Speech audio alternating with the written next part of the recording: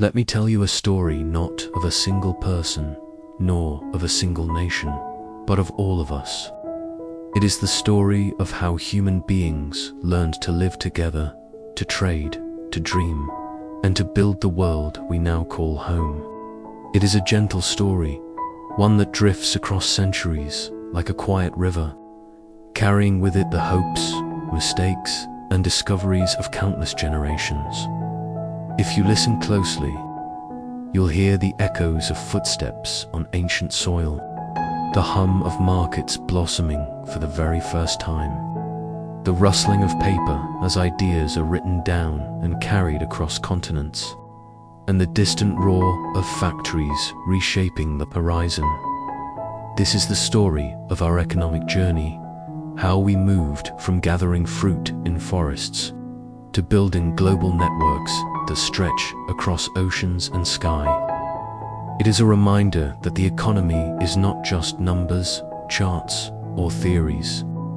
It is a living tapestry woven from the choices and dreams of ordinary people, just like you and me. So, sit back. Let the story unfold slowly, like dusk settling over a quiet village. We'll travel through time past the fires of early tribes, through the rise of empires, the spark of innovation, and into the interconnected world of today. This is where our journey begins.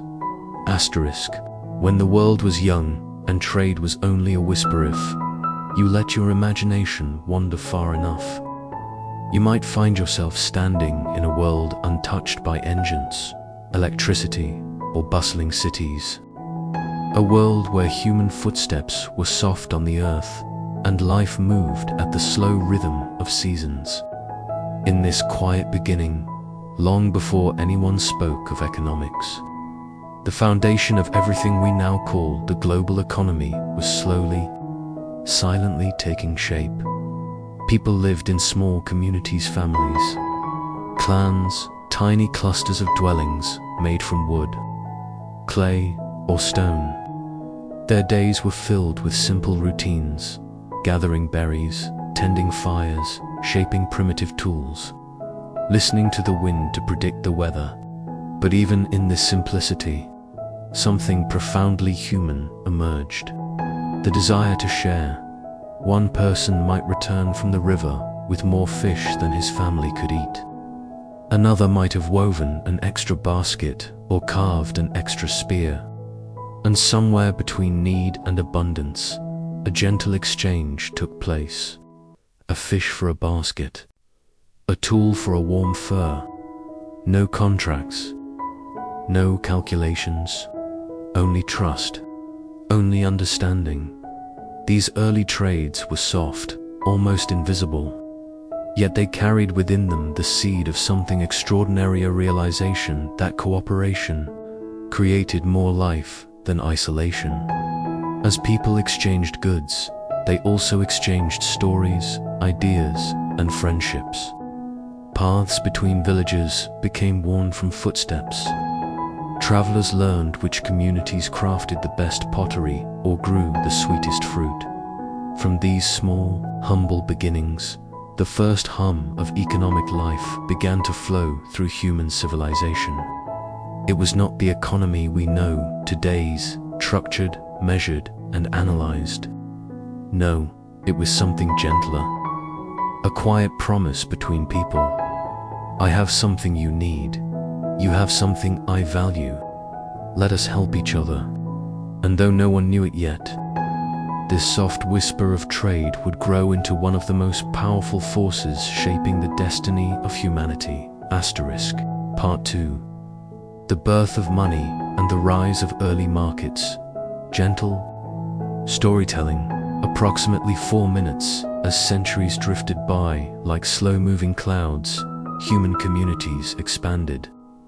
Villages grew larger, paths became roads, and trade, once a rare and simple gesture, became a familiar part of daily life. People began to realize that bartering, though warm and human, carried its own limitations.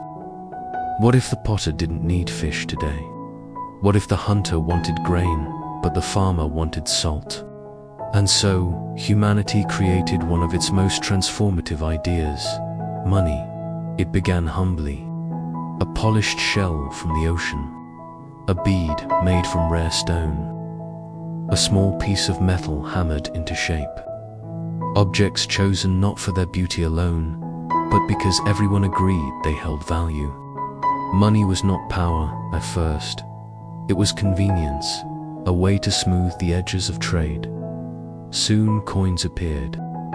Kings and rulers stamped them with faces, animals, and symbols of authority. Merchants carried pouches of them along riverbanks, through mountain passes, and across windswept plains. With money came markets' lively open spaces, where voices mingled like music. Their spices filled the air with warmth, fabrics shone with bright colors, and traders from distant lands bargained over tables worn smooth by time. Each stall told a story. The farmer who brought grain from fertile soil, the potter whose hands shaped clay with love, the weaver whose cloth bore the patterns of her ancestors. These markets did not merely exchange goods, they exchanged cultures, beliefs, and dreams. A merchant traveling from one kingdom to another carried not only goods, but news and knowledge. And as these exchanges grew, early cities began to rise. Built around the beating heart of trade. Economics, though still in its infancy, started revealing itself. People learned that supply changed prices, that scarcity created value, that distance increased cost. Yet beneath all this complexity, the soul of the economy remained deeply human. People seeking better lives, people sharing what they had, people building relationships that crossed borders. Trade routes expanded silk roads stretching across continents. Sea routes linking ancient civilizations. Caravans moved like long, patient rivers over deserts. Ships braved uncertain winds to bring spices from the east, metals from the west, stories from everywhere.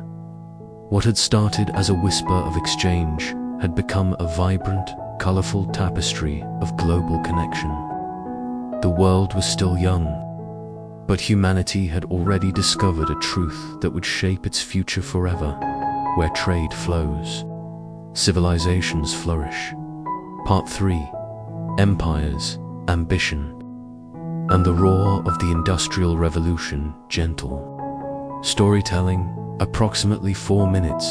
As trade flourished and markets grew lively, a new force rose with them: ambition. Kingdoms became empires, and empires stretched their borders like giant shadows across the land. Each sought to control trade routes, ports, and precious resources. For where goods moved, wealth followed. And where wealth gathered, power waited quietly behind it. Some empires encouraged trade, protecting merchants, building roads, and creating stable currencies. Others seized lands, enslaved people, and imposed harsh taxes. But whether gentle or brutal, every empire understood the same truth. Economics was becoming the heartbeat of civilization. Caravans crossed deserts, guarded by soldiers. Ships filled with spices, silk, and gold left harbors under the banners of great rulers. Markets in distant lands began to mirror each other as goods traveled farther than ever before. The world was gradually shrinking, pulled together by the threads of commerce. And then, almost like a sudden storm breaking across a calm sea, a revolution arrived, one that would change everything. The Industrial Revolution, born in the late 18th century, began not with explosions or conquest, but with curiosity. What if a machine could spin thread faster than human hands? What if steam could power more than a humble kettle? What if coal could drive engines that never tired? These questions sparked a transformation unlike anything humanity had ever seen. factories rose like massive iron creatures. Their chimneys reached toward the sky, exhaling dark plumes of smoke.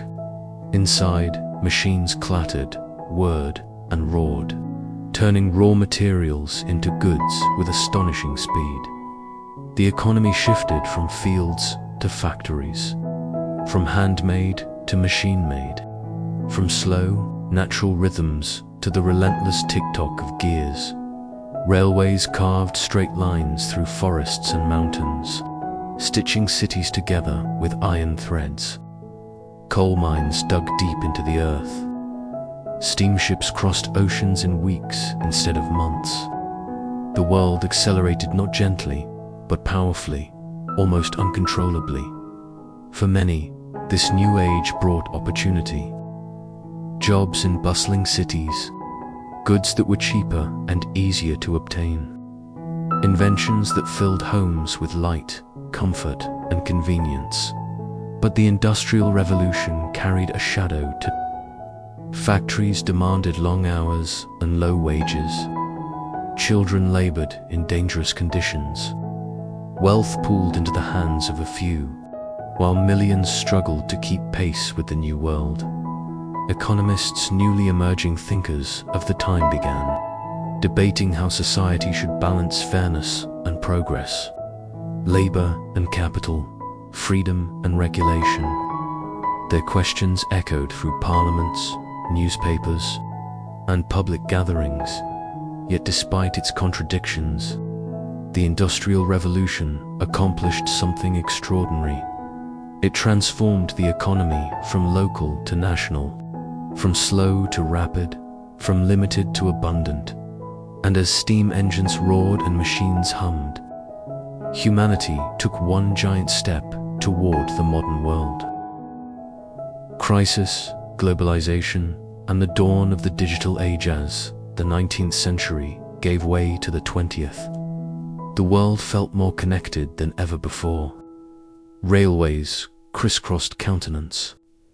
Telegraph wires carried messages faster than ships could sail. Factories produced goods in quantities unimaginable to earlier generations. Nations traded, competed, and grew wealthy together. But with great interconnection came great vulnerability. The Great Depression in 1929. The world economy, once roaring with optimism, stumbled. Stock markets crashed like fragile glass, shattering on stone. Banks closed their doors. Businesses fell silent. Families who once felt secure now struggled for the most basic needs. The Great Depression wasn't just an economic collapse. It was an emotional one. It reminded humanity that prosperity can be fragile, and that behind every number, every market, every transaction, there are people workers, parents, children whose lives rise and fall with the tides of the economy. And just as the world struggled to recover, an even greater storm gathered on the horizon. War and Reconstruction. World War II engulfed nations in destruction and loss. Factories that once produced goods now produced weapons. Economies shifted from growth to survival. Cities were reduced to rubble and millions were displaced. Yet, when the war finally ended, something remarkable happened. Instead of retreating into isolation, countries made a bold choice to rebuild together. New institutions were born: the IMF, World Bank, and United Nations, designed to stabilize currencies, promote cooperation, and prevent the kind of collapse that had led to conflict. Trade agreements opened borders. Former enemies traded goods, technology, and hopes for peace. A new global economic order began to emerge, one built on the belief that interconnected nations could support each other rather than fall together. The rise of globalization. The 1950s onward, economies expanded rapidly. Ships carried cars from Japan to America. Oil flowed from the Middle East to Europe. Factories in one continent relied on materials from another dot. Television broadcast images from around the world. Airplanes shrank oceans into hours. Globalization became the defining melody of the century's move for some, dissonant for others. The digital revolution arrives, and then, almost quietly at first, a new kind of revolution began. It started with giant computers filling entire rooms, then smaller ones that fit on desks, then laptops, then tiny chips inside phones that fit in our pockets. The internet flickered to life slow, fragile, uncertain, and then exploded into a vast, unstoppable network. Information flowed freely. Communication crossed borders instantly. Businesses moved online. A teenager with an idea could compete with a company 1,000 times larger. Economies transformed once again, this time not through steam or steel, but through data, software, and connection. The digital age rewrote rules, shifted power, and gave rise to entirely new industries. The world was no longer just global. It was interwoven, immediate, alive, a place where ideas could travel faster than light, and where a single innovation could change the lives of millions. Asterisk, the modern world, challenges, choices, and the story still unfolding them now. We arrive in the present-an era shaped not by a single revolution, but by constant movement, constant reinvention. The global economy today hums like a vast orchestra, its instruments scattered across continents, its rhythms shifting with every new discovery, every political decision, every spark of innovation. Walk through any modern city and you'll feel it. The pulse of commerce flowing through cafes, offices, warehouses, airports, and digital devices glowing in people's hands. Step into rural towns and you'll see farmers checking weather patterns through smartphones, selling produce through online platforms, connecting their livelihoods to markets thousands of kilometers away. The world economy has become something at once immense and intimate, something that touches every household, every talent, every dream, a new kind of workplace today. A programmer in Hanoi might work for a company in London. A designer in Buenos Aires might collaborate with a team in Seoul. A small business in Nairobi might sell handmade goods to customers in Paris. Work has become flexible, creative, borderless. Yet with this new freedom comes uncertainty. Jobs evolve quickly. Technologies that lift societies also disrupt them. Skills that were essential 20 years ago may fade as new ones emerge. Voices beneath the numbers, and so we begin to see clearly what has always been true. Economies are not machines. They are human stories, millions of them, woven together. When markets rise, hopes rise with them. When markets fall, lives shudder in their wake. Behind every graph is a worker starting a new chapter. Behind every statistic is a family making plans for the future. Behind every rise in productivity is someone's effort, someone's courage, someone's late-night decision not to give up the challenges we carry together. But the modern world brings challenges that no single country can solve alone. Climate change threatens resources, livelihoods, and stability. Inequality creates divides between those with opportunities and those left behind.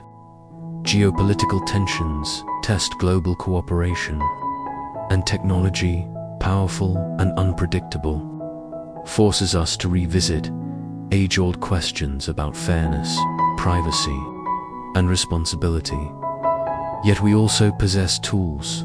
Our ancestors never dreamed of renewable energy, instant communication, medical breakthroughs, global knowledge sharing. The same interconnectedness that exposes us to risk also gives us the ability to learn, adapt, and rebuild at remarkable speed. The story still unfolds so here we stand, in a world shaped by centuries of courage, mistakes, imagination, and adaptation. From the first humble trade of a fish for a woven basket, to the clatter of ancient markets, to the roar of engines and the glow of digital screens, the story of our economy mirrors the story of humanity itself. It is a tale of connection, a tale of survival, a tale of collaboration across time and distance, and it continues right now. With us. Every choice we make, what we build, what we value gently shifts the flow of this enormous river called the economy. We are not just observers. We are participants, contributors, caretakers. The economy's story is still being written, day by day, by every one of us. And the next chapter, though uncertain, is full of possibility.